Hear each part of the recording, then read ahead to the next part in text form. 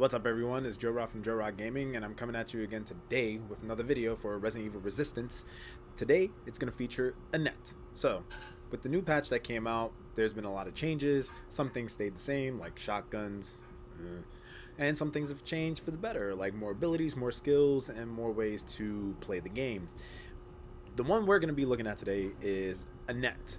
So, Annette got a pretty significant skill that I think makes her it just seems like every patch that comes out, I feel like I think she's gonna take a hit, but then something comes up that just shows that she can just excel and do very well at what she does, which is bringing out creatures and numbing you to death.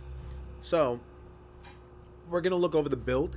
I think what I'm just gonna call this, honestly, it's gonna be the laziest name. It's gonna be the V-Act ambush build, because essentially the build just runs the two skills, V-Act and the ambush ability that she has. So we'll break it down by each section. Let's take a look at the skills first, and I'll get a little bit more in depth in how the deck actually works and what makes it successful. So, first things first, Birkin, you can run any ability. I would highly recommend running Fury.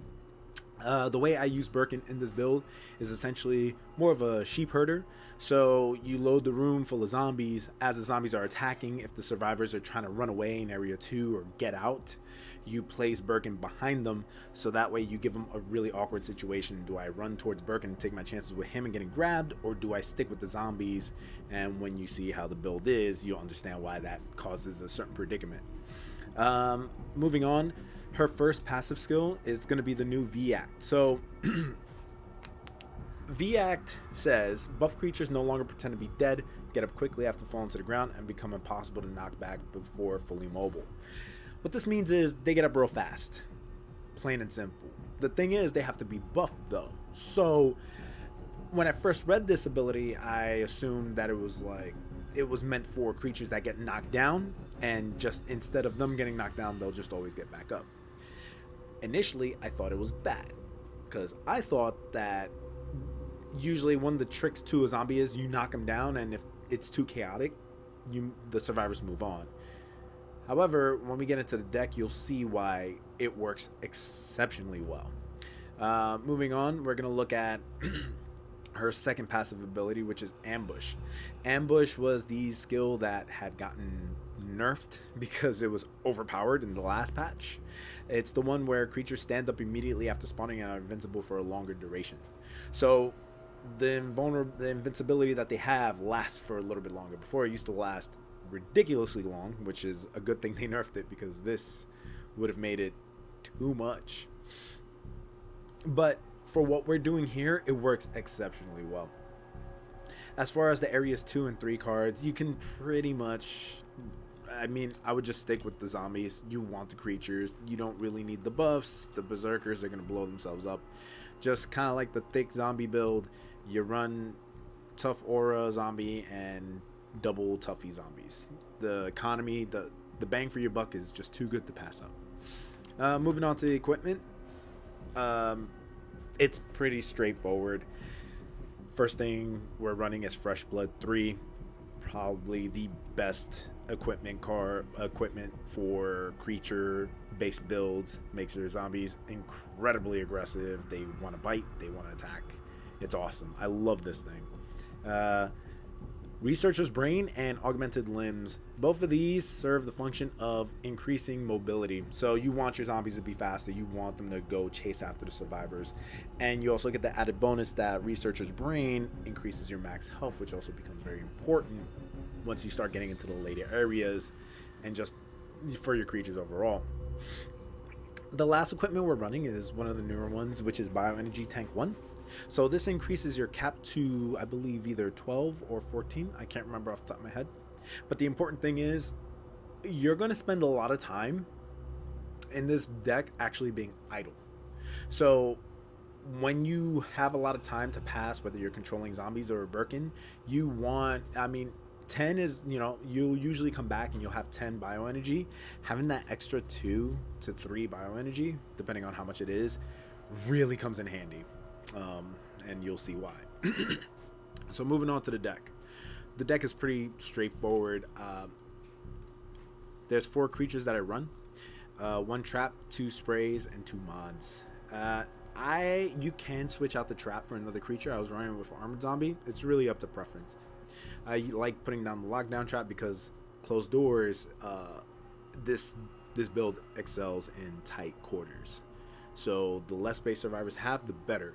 If you close off their route of escape, even more better. We're running 4 creatures, so we're running crawling zombies for economy, and just because they just work really well, especially with fresh blood. Double zombies, because 3 for 2 zombies instead of paying 2 for 1 each is just good economy. However, we also run the 1 zombie. It's just to consistently have that pressure kept on the survivors. We're also running imposter zombie just because we love how aggressive he is and the little mind game that we play if we decide to jump into a creature. And of course we run good old tough old boy zombie. For the mods, we're running creature mod. However, because of bioenergy mod, we're not going to get the benefit of all my creatures being cheaper. However, this is where V-Act comes into play. So V-Act says buffed creatures no longer pretend to be dead. Initially, I thought the reverse. I was playing Nikolai. I thought his creature spawning with a gun buff would combo with mods. It didn't. But then I looked at this and I was just kind of messing around, and quite honestly, I figured it out by accident. Them having buffs, because I think I was running infection, them having the buff makes them get up faster because they're spawning with a buff. So essentially, it's very similar to the Invincible Bite Daniel build that I have, where you're spawning right on top of the survivor, but instead of jumping into the creature to bite, you just let the creatures bite themselves. It's actually a lot better. It plays in that strength where she wants to bring out as many creatures in swarm and let them do their job, while Daniel wants to actually take part of the action. This is definitely stronger because you can just bring out creatures, and because they're getting up very quickly because of V-Act, they're also getting up completely invincible. Which means if you play your cards right, you can get survivors in a room, they'll deal with 1 creature in there, you'll lock the door behind them, and then you'll spawn 4 or 5 creatures in front of them. All of a sudden they've got a room full of creatures that are completely invulnerable that they can do nothing about except try to run away. That is the one counter to this build, is very damage heavy builds to take care of them afterwards, to clean up house and try to get time. But if you're playing it right, you're gonna be taking away too much time that it doesn't make sense to waste ammo and potentially lose time to just try to get 5. I think the most you can get back is 10 seconds off of tough zombies. Last but not least, we're also running Berserker and Infection. So once you load up that room and you're starting to really lay it into them, Infection will give you the added benefit of potentially getting them poisoned, and when they're poisoned they cough and they slow down, which only adds to time. You're trying to take away as much time as possible. And Berserker is just there to berserk all the creatures in case you don't have a tough aura zombie past area 2. Your goal with this build is to do as much damage as possible. Swarm survivors with your stuff, and you're just trying to put as much pressure on them as possible. It's fine if they kill your creatures, because the creatures are not going to give them that much time, and since it's a net swarm, you can potentially eat away at their economy too, because they're going to use up more resources. But the resource you're trying to take away is time. You're trying to get those bites, you're trying to get those swipes, you're trying to get those downs, and it's very easy when they first spawn because they're completely invincible. So if you spawn a double zombie and one is already grabbing, jump into the other zombie and just get your swipes in. It's really good. It's super aggressive, but it's a slower build, because as opposed to loading up a room before survivors go into the room, you're only putting 1 or 2 zombies down and then loading up the room after they've gone in. As a survivor, the way you counter this build is essentially you run away. It's very similar to the Invincible Bite Daniel, where the way you counter it is to run away, wait for the invincibility to wear off, and then go in after them. Tyrone using fire is very good. Martin is also very good as well once invincibility wears off to just stun everybody. Um, and just stun grenades are obviously always good.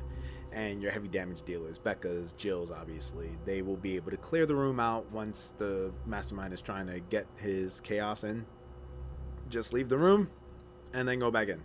Just don't deal with it. However, what makes it very difficult and what a good mastermind will do is you'll put out a couple of zombies and then you'll try to surround the other survivors, because everybody tends to try to get some space between them and the creatures to get their shots in, and that is where they will definitely get bit by something from behind. Zombies are super aggressive when they spawn. Sometimes they'll get up and they won't even finish the animation. They'll lunge at a survivor. So what you want to do is you definitely want to pick your battles, spawn them in the right areas, and essentially get your bites in so that you're just eating away at the time. Get downs if you can, but really what you're looking for is those bites. Trying to suck away as much time, because by the time they get to area 3, the number of zombies you can spawn and the economy hits they'll be taking, because if they're not being careful, they're wasting ammo on invincibility.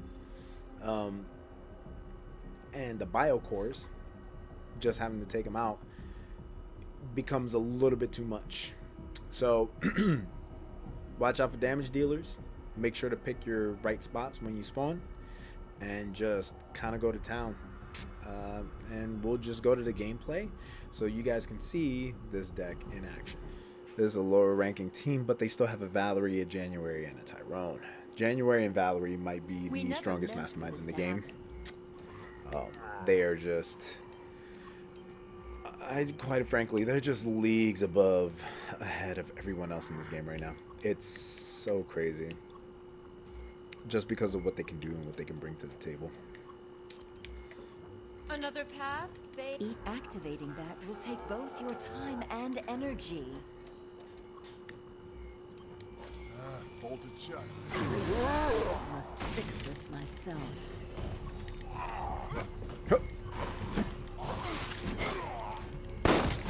Nope. Yep. See, it's the shotguns. It's the good old shotgun daddies.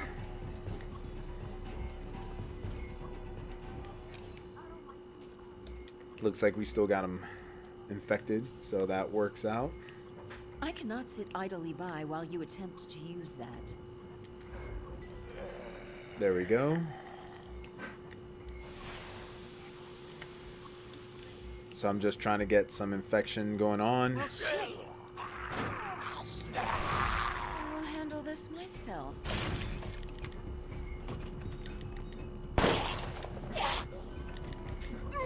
Oh, that's the kung fu kick. I'm gonna hop out of him real quickly.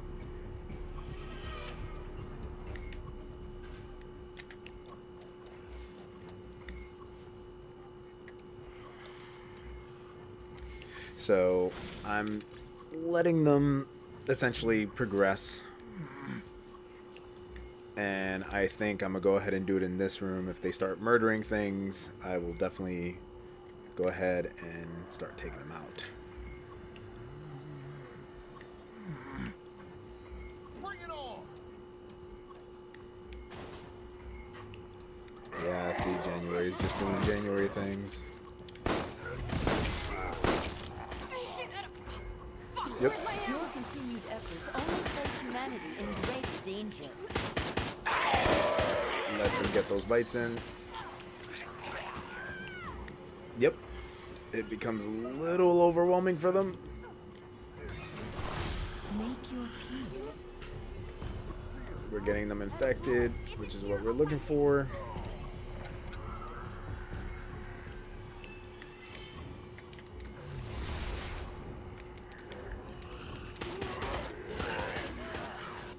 Get in there. They're getting bit. So yeah, as you know, the whole point of this is to just overwhelm with creatures.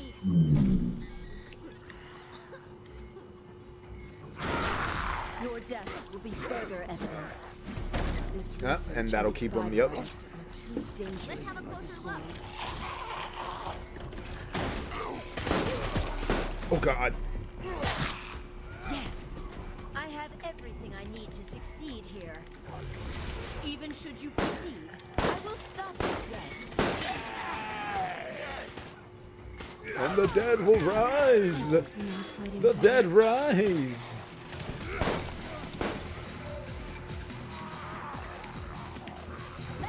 The dead rise. The dead are rising. They rise and they rise and they grab.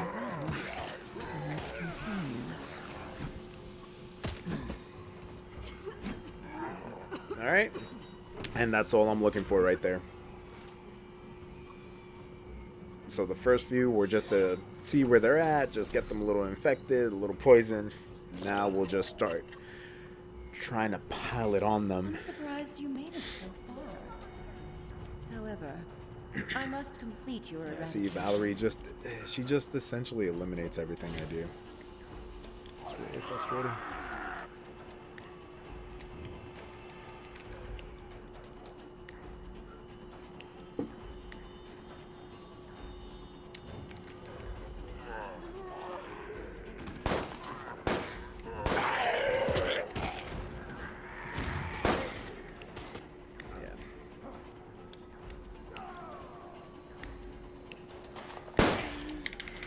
Sounds like they're still getting bit though.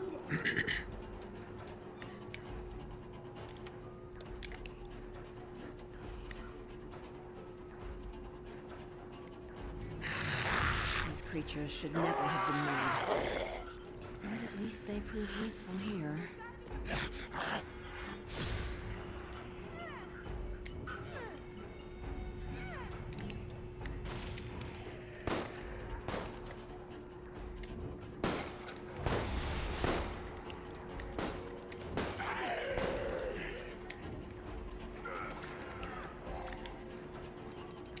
And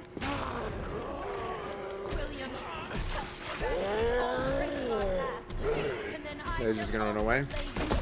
Yep, we're running away. Take its key if you must. Where is she? Right, let's just jump out. So they're far away. I don't feel like actually running after them. If they're not anywhere close to me, we can get much more mileage out of doing this than anything else.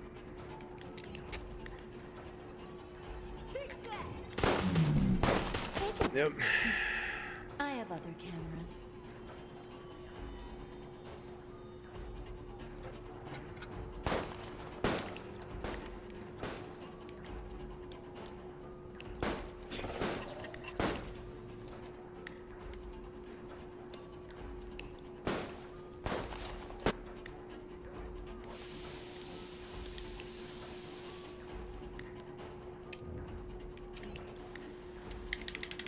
The good thing about this is that they do that.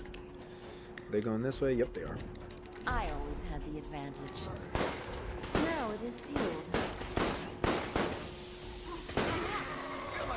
Yep, you're stupid. Trapped in a maze.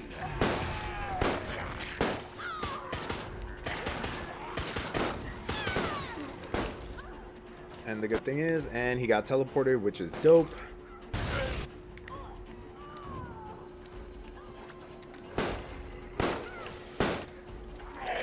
He got teleported, which is awesome.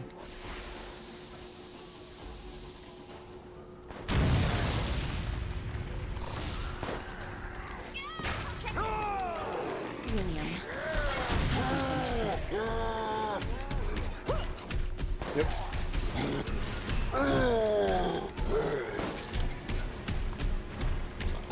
Oh, they want to go back to spawn? Got you. Nope, go back to spawn. Nope, nope, nope. Because that is a stupid decision. Oh my god. Grab him. Grab him. Grab him. Grab him. Yep. Just wasting as much time as possible. He definitely messed up right there. That was really bad. That was really bad. The last thing you want to do is run away from your objective. Do not imagine you can make it out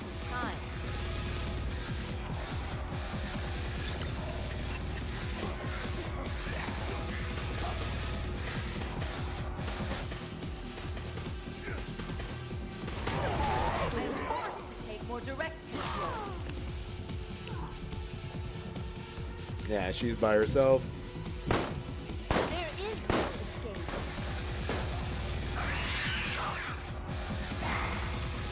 And there's a liquor there too. Small victory. The odds are still stacked against you.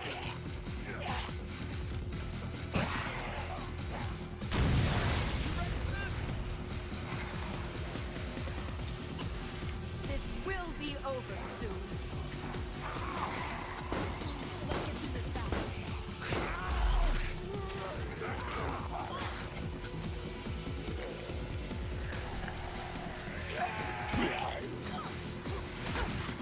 Got him.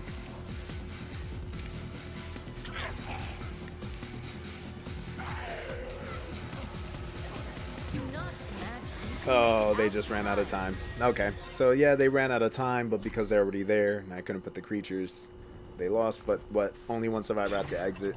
So yeah, Tyrone trying to go back to the spawn and then trying to juke past me is what caused him. He'll be the reason why they end up losing this match. If they do indeed, they can always make a comeback, and that's always a possibility too. But it is not likely at all, to be completely honest.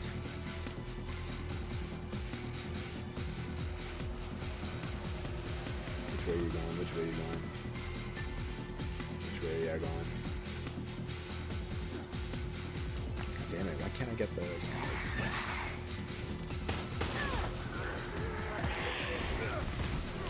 Thick boys? Angry thick boys? Enemies will be destroyed. For that time you forgot Bitch.